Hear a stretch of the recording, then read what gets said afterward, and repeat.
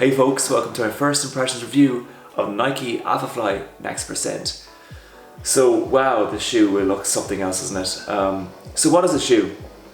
So this is a very popular Nike marathon distance shoe, and a prototype of the shoe was used in the Vienna sub 2 hour marathon attempt by Eliud Kipchoge, and he got a time of 1 hour, 59 minutes and 40 seconds, so he bet the 2 hour mark.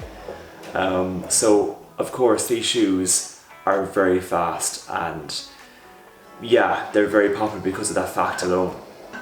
So as this is a first impression review, I'm just going to give a brief overview of the text and specs. So getting onto that, the upper here we have an atom knit upper, it's called. It's very breathable, it's very lightweight. In the midsole then, coming down here, we have a number of elements. So first we have the ZoomX foam, a very popular premium type of foam in Nike runners, together with a full-length carbon fiber plate embedded within the midsole, and it's called the Fly plate. And then we have these Air Zoom pods here that add to that explosiveness and that injury return. So the Air pods combined with the carbon fiber plate really give you a good explosiveness when you're out there putting in those harder, faster miles. And then on the outsole, we have a thick layer of rubber here for traction purposes, because of course when you're going at very fast speeds, hitting those corners and taking those corners, you need traction to help you stay on balance. So that's it for the overall brief overview of the text and specs. Now let's get on to my impressions after having put in 10 miles in this shoe.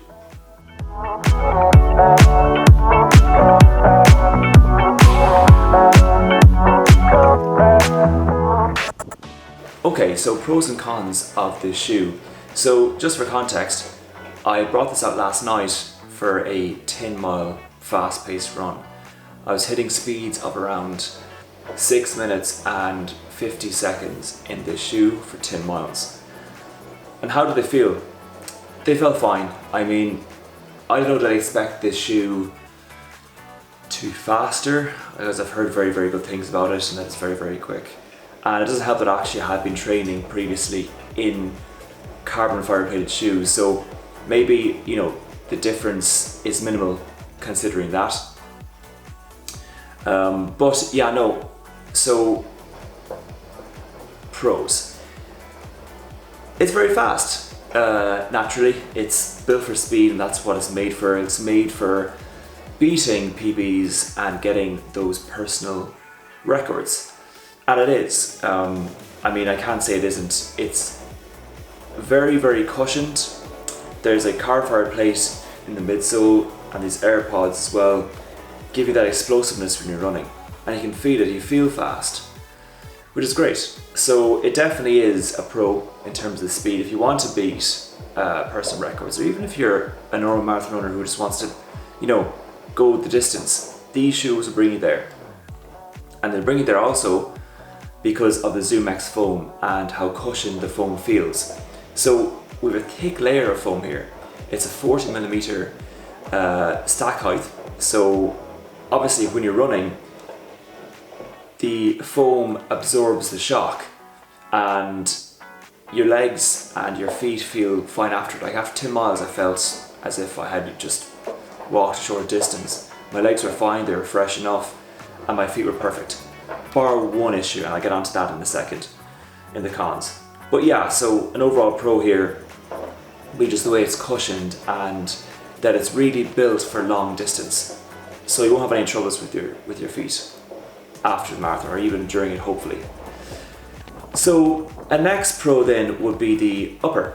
It's very breathable, it's very, very light, and you know, it really gives you a great lockdown. Like compared to other shoes I have, it really, like, I think this is the best shoe with the best lockdown. My feet are just absolutely packed within it, but comfortable at the same time. And that's the main thing, that's what I want to see for a long distance shoe. So that's everything so far. Overall, I'm happy with it. I think it's a great shoe so far. The 10 miles felt fine, they felt easy-ish, and yeah, let's get on to the cons next. So with this shoe, I don't have many cons. I mean, again, I've only used it for 10 miles, so obviously I'll have probably more pros and more cons as time goes on, and I'll give a full review once I hit 50 miles on the shoe. But the con here for me, and there's actually two cons. The first one is the price. It's extremely expensive. €300 in Ireland for this shoe. It's a bit ridiculous. I mean, it's a very good shoe, and you know, the reason it's expensive is because it's very, very popular and people know that they get PBs in this shoe. But again, I don't think it's warranted. €300 for a running shoe is just too much in my opinion. But look, that's what it is, and you know, I doubt the price will go down anytime soon because it is coming on to marathon season, so Nike are going to keep the price up there, or even maybe raise a little because you know, they're getting popular around this time of year. So that's the first con. The second con for me would have to be an issue that I experienced myself. I haven't heard anyone else experiencing this issue when I've read or looked at other reviews. But for me, I found I had an issue with my foot, at the side of the foot. So I'll just show you here, so basically it makes sense. So you can see here it dips in, and I felt that after 7-8 miles of my 10-mile run last night, my foot was experiencing an issue, kind of a bit of a skin scrape on the outside part of my shoe, or outside part of my foot should I say, after putting in 7-8 miles. And after I finished the run, I looked at my foot and there was a bit of skin missing on the outer edge of the foot because of the dip here, and because every time I was running, and I only experienced this on my left foot, but when I was running and when I was pounding the pavement, what was happening was the side of this was digging in to the side of my foot, and I lost skin. Now, not a big issue, I don't feel it this morning or anything, I feel fine, but I did feel it definitely come mile 8, 9 and 10, and I'm just afraid that in longer distances, in the marathon for instance, that would affect me mentally maybe, and because I did definitely feel it, and like every time, you know, I made a stride, I felt the kind of a bit of pain. So not good, obviously. That could change over time. My foot could get used to the shoe. This is my first time running in this shoe, so you know, there's that. So it could change over time, but that's a con. But that's it really.